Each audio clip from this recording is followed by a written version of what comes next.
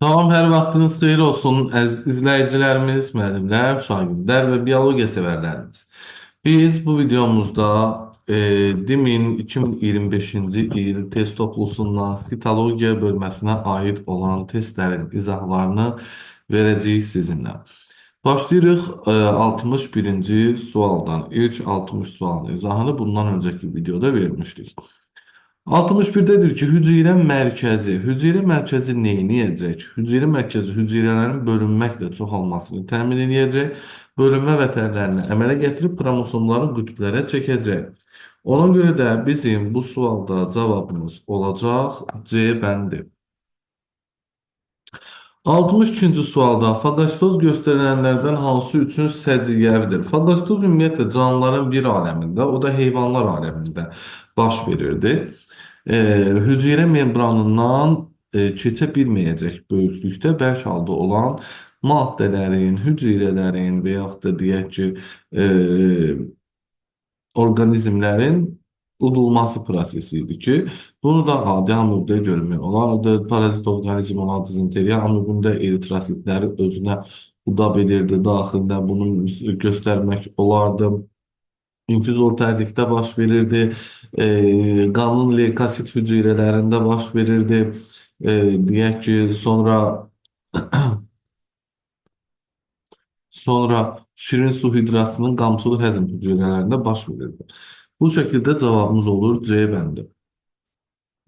63-cü sualda hüceyrə nəzəriyyəsinin əsas müddəalarına aid edilə bilməz. Təbii ki, cavabımız burada A bəndidir. İrsi dəyişkənliklər xromosom və genlərə toxunur. Bu hüceyrə nəzəriyyəsinə aid deyil. Hüceyrə nəzəriyyəsinin 4 dənə deyək ki, müddəası var idi. O da demək digər variantlarda verilibdir. Yəni müxtəlif qısaldılmış cümlələr şəklində. 64-cü sualda bakteriyaların barəsində doğru olmayan mülahizə. Bakteriya hüceyrəsi fermentlərin və bioloji fəal maddələrin zəngin dəstinə malikdir. Baxdığımız zaman bu fikir doğru bir fikirdir.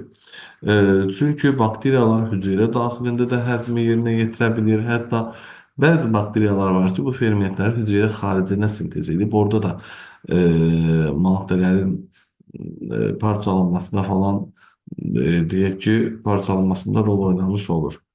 Yəni o şəkildə. Bakteriyada sitoplazmaya möhkəm yapışan plazmatik membran var. Bu da doğru bir fikirdir. Bakteriyada DNT bir xromosomda yerləşir. Halqa formasındadır. Bu da tamamilə doğru bir fikirdir. Bakteriyada hüceyrə orqanoidlərinin bir çoxu yoxdur. Bəli, bircə dənə ribosomu var. Membran quruluşlu orqanoidlərin heç biri yoxdur. Hüceyrə mərkəzi yoxdur. Yəni o şəkildə. Y bəndədir ki, bakteriyalar cinsi yolla çox sürətlə çoxalır. Bakteriyalar cinsi yolla deyil, sadə bölünmə yolu ilə çoxalır. Bəli, sürətlə baş verir, amma sadə bölünmə yolu ilə çoxalmış olur. Cavabımız Y bəndi. Səhv olaraq götürəcəyik. 65-ci sualda birinci və ikinci terminlər arasında mövcud əlaqə tipinin üçüncü və dördüncü terminlər arasında saxlanıldığını nəzərə alaraq çatışmayan dördüncü termini müəyyən edin. Hüceyrə mərkəzi hüceyrənin bölünməsini təmin edir. Ribosomlar zülalların biosintezini həyata keçirir. Ona görə cavabımız Y bəndi olmuş olacaq. 66-cı sualda da həmin tipdə olan bir sualdır. Mitokondrilərin daxili membranını əmələ gətirir kristlər. Xloroplastda nə olacaq? Stroma. Baxaq. Biz stroma deyilmə, qranlar, özür istəyirəm, qranlar əmələ gətirəcək. B bəndi. 67-ci sualda ekariot orqanizmdə həm transkripsiya, həm də transliyasiya prosesləri gedir. Harada gedəcək? Mitoxondridə gedə bilər, plastiddə gedə bilər. Bu şəkildə. Nüvədə ancaq transkripsiya gedir. Endoplazmatik şəbəkədə ancaq transliyasiya gedir. Bilavasitə sitoplazmada ancaq transliyasiya gedir. Ribosomda transliyasiya gedir. Amma mitoxondriyada hər ikisi baş verə bilər. D bəndi. 68-ci sualda bakteriyalar üçün verilən müddəalardan hansı doğrudur? Həyatın hüceyrəsiz formalarıdır, bu viruslara aiddir. Nüvə pərdəsi, ribosom, plastid, hüceyrə mərkəzi olmayan bir hüceyrəli orqanizmlərdir. Axı bunun ribosomu var. Bu fikir səhvdir. Yalnız başqa bir orqanizm hüceyrəsinə düşdükdə canlı xüsusiyyəti göstərən parazit orqanizmlərdir. Bu da viruslara aid olan bir fikirdir. D bəndirir ki, həlqəvi xromosoma mitokondri ribosoma malik bir hüceyrəli orqanizmdir. Həlqəvi xromosom tamam başa düşdük ki, halqa şəkildə DNT-si var, mitokondrisi yoxdur axı. Bu da 7. Plastid, mitokondri və formalaşmış nüvəsi olmayan bir hüceyrəli orqanizmlərdir. Bax, bu doğru bir fikir olmuş olacaq. 69-cu sualda 69-cu sualda lizosomların həzm edici xüsusiyyətinə malik olan fermentləri harada formalaşır? Təbii ki, dənəvər endoplazmatik şəbəkədə ki, bu nədir? Ribosomlarda formalaşmış olur. Yəni cavabımız A bəndi olacaq. 70-ci sualda prokaryotlarda ola bilər.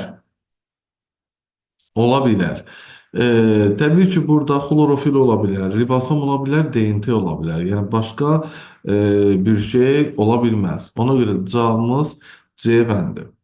71-ci sualda hüceyrədə olan karbon qazının çox hissəsini hansı orqanoidlər istifadə edirlər? Karbon qazının çox hissəsini istifadə edir xloroplastlar. Fotosintez prosesi zamanı karbon qazı və sudan istifadə edərək deyək ki, qlükoz və oksigen əmələ gətirir. Onun üçün cavabımız B bəndi. 72-ci sualda Holtz kompleksi haqqında verilmiş mülahizələrdən hansı səhvdir? Hansı səhvdir? Demək, kanal və boşluqlarında lizosomlar formalaşır, doğrudur. Kanalcıqların ucunda qovluqlar əmələ gəlir, bu da doğrudur. Plazmatik membranı təzələyir, bu da doğrudur. Membranın üzərində ribosom yerləşir, bu dənəvər endoplazmatik şəbəkəyə aiddir. Membranın üzərində yağlar və karbohidratlar sintez olunur, bu doğrudur. Cavabımız D bəndi olaraq götürəcəyik. 73-cü sual. Dənəvər endoplazmatik şəbəkə üçün söylənilənlərdən hansı doğrudur? Mitoxondri olmayan hüceyrələrdə rast gəlinmir. Bu doğru bir fikirdir. Yəni mitoxondri olmayan hüceyrələrdə dənəvər endoplazmatik şəbəkədə olmayacaq. Çünki hər ikisi ekariot hüceyrəyə xasdır. Ekariot hüceyrədə olur. Ekariot hüceyrədə mitoxondri yoxdursa, endoplazmatik şəbəkədə olmayacaq təbii ki. Yəni prokariot hüceyrə kimdir düşündə, yəni.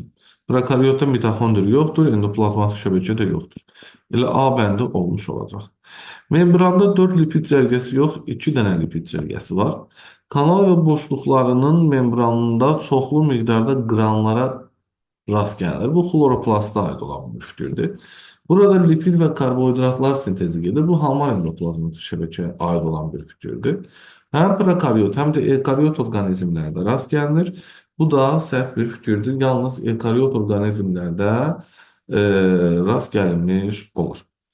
74-cü sualda mitoxondrilər üçün söylənənlərdən hansı doğrudur?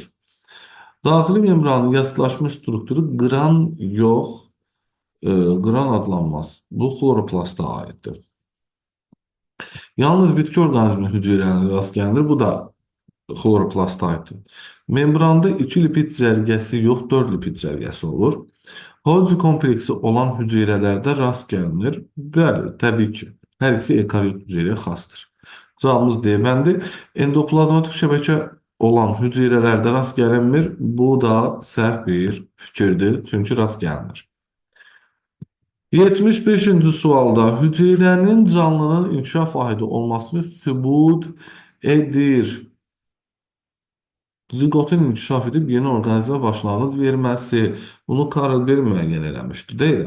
Ona görə cavabımız D bəndi olacaq. 76-cı sualda hüceyrə orqanizmin inkişaf vahididir. Ona görə ki, mayalanmış yumurta hüceyrə olan ziqot inkişaf edib yeni orqanizmə başlanğıc verir. Yəni cavabımız A bəndi. 77-ci sualda bütün canlılar vahid mənşəyə malikdirlər.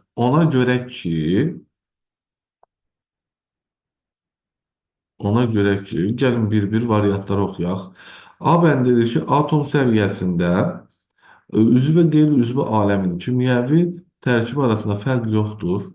Təbii ki, e, üzvü və qeyri-üzvü aləmin kimyəvi tərkibində fərqlər var. Bu fikir doğru bir fikir deyil.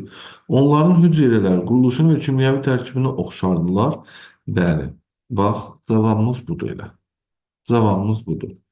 Bütün canlılarda hüceyrələr quruluşuna görə, kimyəvi tərkibinə görə, maddələrin mübadiləsinin gedişinə görə, həyat fəaliyyətinə görə oxşardır.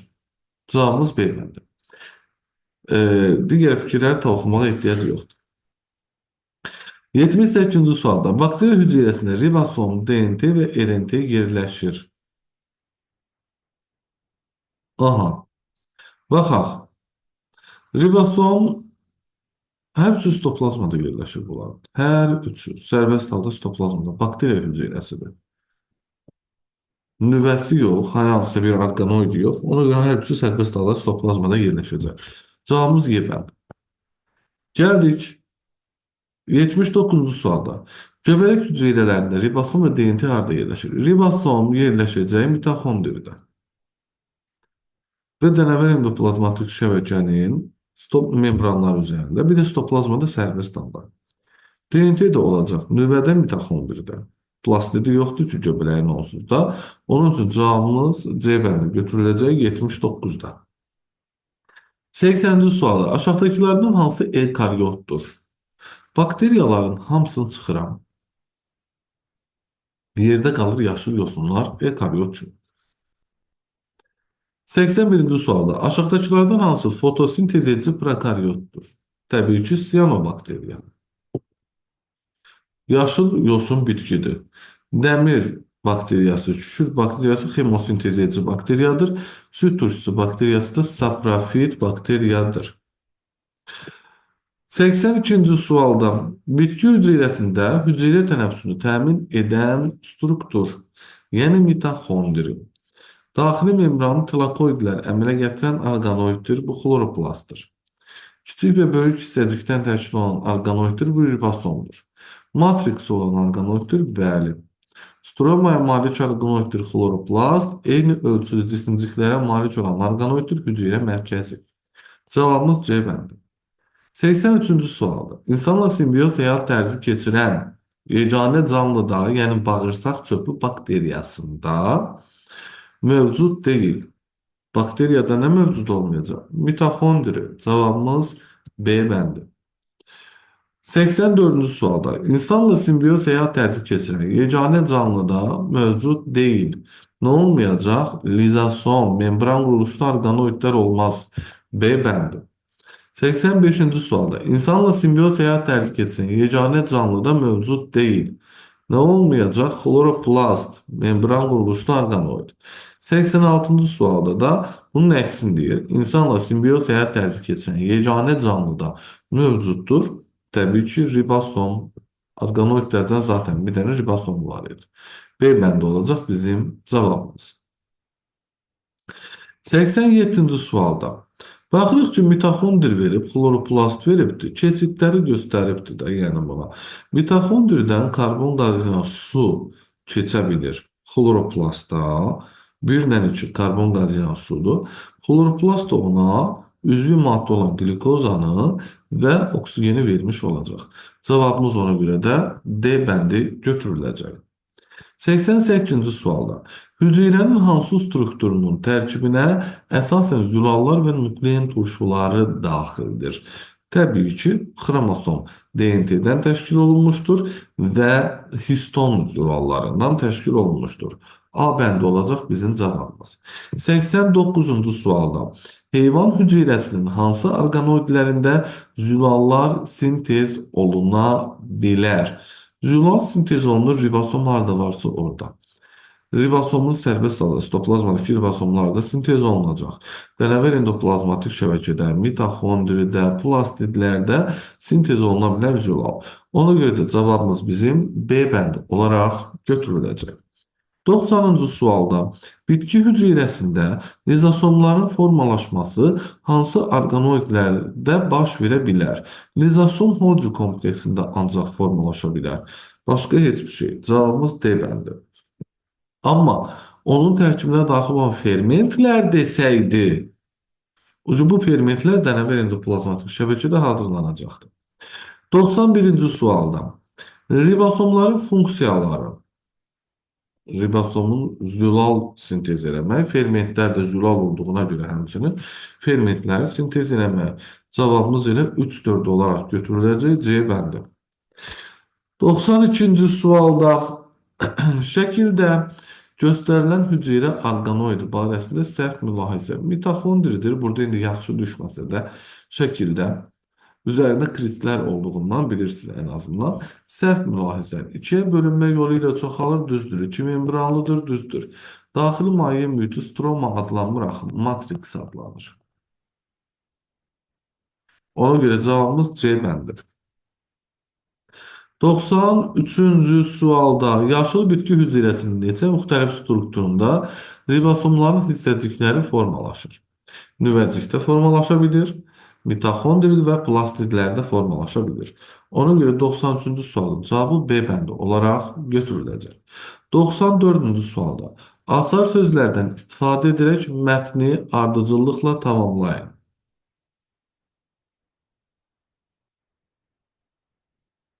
Aha, gəlin indi baxaq. Gəlin indi baxaq. İkimembranlı orqanoidlərdən söhbət gedir. Burada ikimembranlı orqanoid mitoxondri və xloroplast verilibdir. Birini yerinə qoyub getməliyik. Demək, təbii ki, cümləni burada mən oxudum indi və baxırıq ki, bura mitoxondri qoymaq məcburiyyətindəyik. Mitoxondri ikimembranlı olub, ona eukaryot orqanizmlərdə rast gəlinir. Bu hüceyrə orqanoidində həm transkripsiya, yəni üzünün köçürülməsi prosesi, həm də translyasiya, yəni ötürülmə prosesi gedir. Onda oksigenin qatılığı az, karbon qazının qatılığı isə çox olmuş olur. 2, 3, 4, 6. Yəni cavabımız C bəndidir. Oksigenin qatılığı az, karbon qazının qatılığı da ona görə çoxdur ki, bu nədir?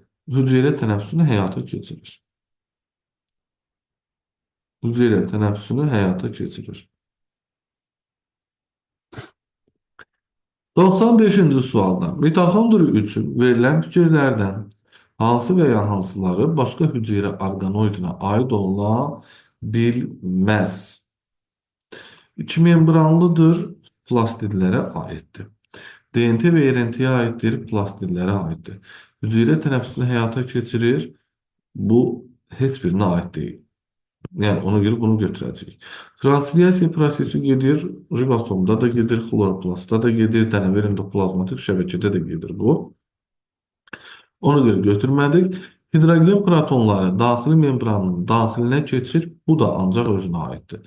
Ona görə cavabımız 3 və 5 A bəndi olacaq.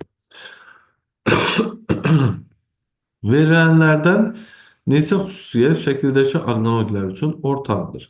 Ribosom ortaqdır, DNT, RNT ortaqdır, 2 lipid cərgəsi yoxdur, 4 lipid cərgəsi var mitoxondri xloroplastda.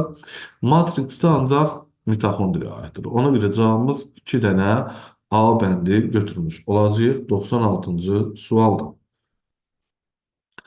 Gəldik 97-ci sualda. Şəkildə bir hüceyrəyə rast gəlinən, bir hüceyrədə rast gəlinən müxtəlif orqanoidlərin funksiyaları hərflərlə işarə olunmuşdur. Buna əsasən doğru olmayan bəndi müəyyən edin. X burada nədir? Xloroplastdır, səhv etmirəmsə. Yaxşı düşməyib şəkil. Y mitoxondridir. Z Golgiyə oxşuyur. T də 2 müxtəlif ölçülü hissədən ibarətdir, ribosomdur. PDF-i yaxşı çıxarmayıblar. Doğru olmayan istəyir. Deyir ki, T orqanoidi, yəni ribosom öz funksiyasını X və Y orqanoidin daxilində yerinə yetirə bilər. Ribosom öz funksiyasını, yəni zural sintez etməyi xloroplastın və mitoxondrinin daxilində yerinə yetirə bilir. Bu doğru bir fikirdir. Bizdən amma səhvi istəyir. Z hüceyrədə yaranan maddələri toplamaq və lizosomun fermentlərini sintez etməkdə iştirak edir. Z nədir? Holcidir, düzdür? Z holcidir. Bu holci neyniyəcəkdir?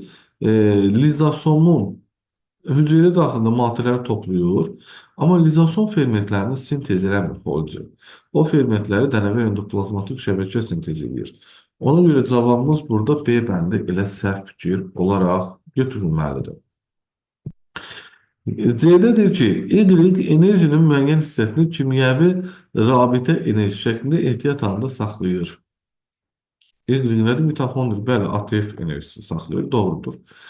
D'də də deyir ki, işıq enerjisinin müəyyən hissəsini kimyəvi birləşmələr şəklində saxlayır. Bəli, bunda da ATF sintez olunur da, yəni fotosintez zamanı xloroplastda.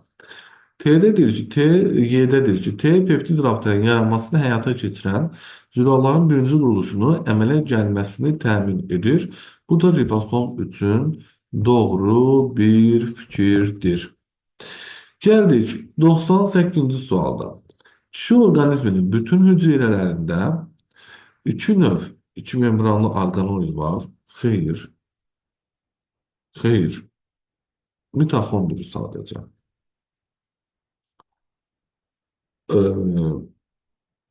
RNT ikiləşir. Xeyr. 4 növ hərəkət orqanoidi var. Bu da xeyr. Qamçı məsəl üçün ancaq spermatozoiddadır. Deyək ki, kirpikli epitel hüceyrələrindədir, yəni burun boşluğunda, nəfəs borusunda. Yalançı ayaq leykositdədir. Miofibril əzələdədir. Bu da doğru deyil. Hüceyrə divarı var, xeyr. Məcbur qalaraq bir nüvə var, ikini götürürəm. Məcbur qalaraq. Çünki yetkin eritrositlərdə nüvə yoxdur da. Məcbur qalaraq bunu götürürəm. 98-ci sualda.